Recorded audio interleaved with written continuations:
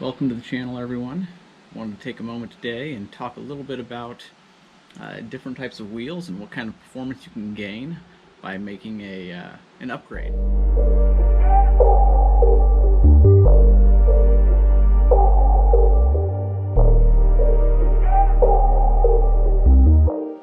So a lot of bikes these days, less so with disc brake bikes, but with rim brake bikes and even previously, they were spec'd with relatively cheap wheel sets, something like the Shimano RS21, sturdy training hoops, as you would say.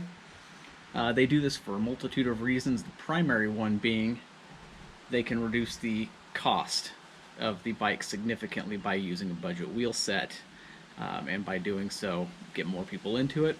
And the thought behind it is that most people that are buying a high-end bike already have a wheel set that they would swap on. If you've watched any of my other videos on my channel, you know that I've done a few videos on my Prime wheel set, which I absolutely love. Highly recommend it. Relatively inexpensive carbon wheel set, but good performance for the dollar. So I'm going to take a look at what kind of performance you can gain if you take a budget wheel set that's spec'd on your high-end bike and swap it out for a nice carbon Aero wheel set that's a bit wider, a bit lighter, and definitely a lot deeper. So just to compare the two, looking at them, internal width on these Prime wheels are 19mm internal width, which means your tires are going to get a lot better profile on the wheel. The internal width on the Shimano wheels is a very narrow 15mm. External width on the Prime wheels is 27.5mm, which really plays well aerodynamically with the 25mm tires that I have on there versus the 20.5 or so millimeter width on the Shimano wheels, which gives you that light bulb effect there, which is not very good aerodynamically.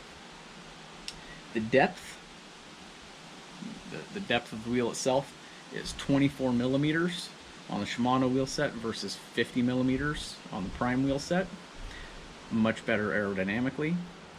And I'm going to be doing this as a weight or as a system comparison because realistically most people don't buy a nice carbon wheel set and use the cheap tires and tubes that were spec'd on their wheels.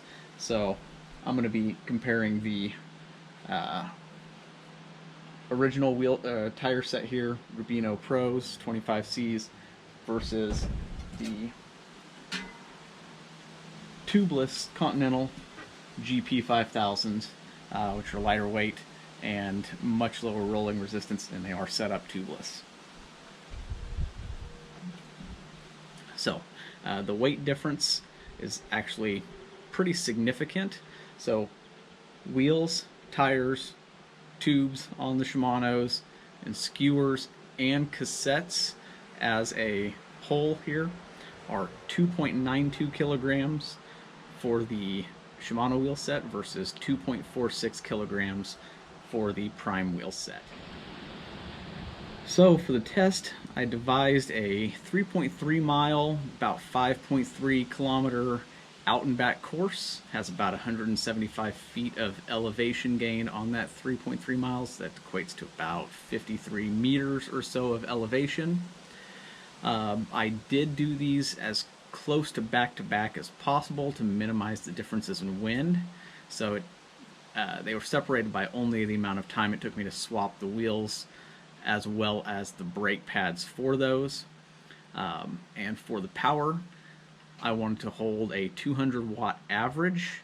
It's really more of an attainable speed versus what you would see on most of these wheel set comparisons where they have 300, 325, 350 watts.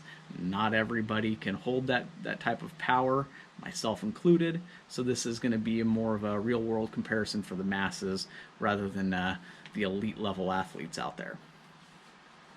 I'm going to be doing this run almost entirely seated on the hoods.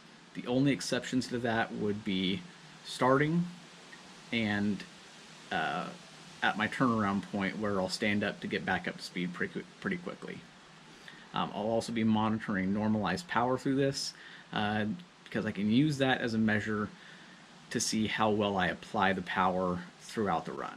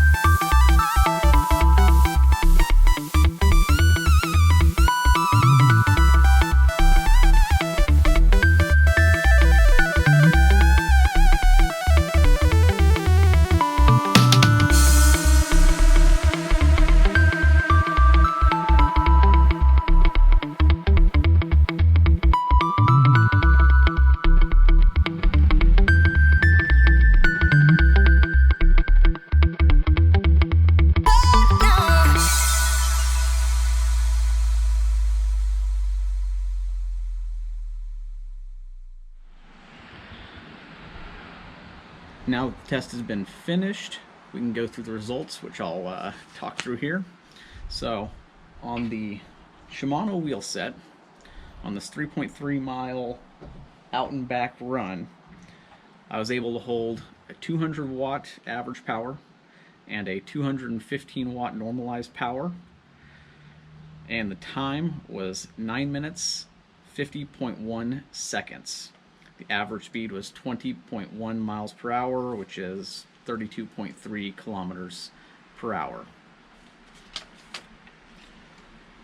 On run number 2, the prime wheels.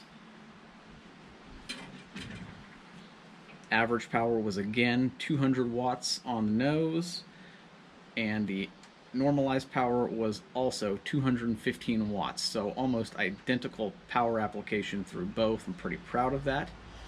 The time on the prime wheels was 9 minutes and 22.9 seconds. Just a little bit less than 30 seconds over the course of 10 minutes, which is a pretty significant savings. Average speed, 21 miles an hour, or about 33.8 kilometers an hour. So pretty significant difference there. An interesting point to discuss on this is how much we can attribute for performance improvements to the wheels versus the tires. One of the ways we can look at that is through the rolling resistance comparisons, which isn't going to be exact because different surfaces and whatnot, but it gives you a good idea. The differences in rolling resistance between the Rubino Pro tires on the Shimano wheel set versus the Tubeless GP5000 tires.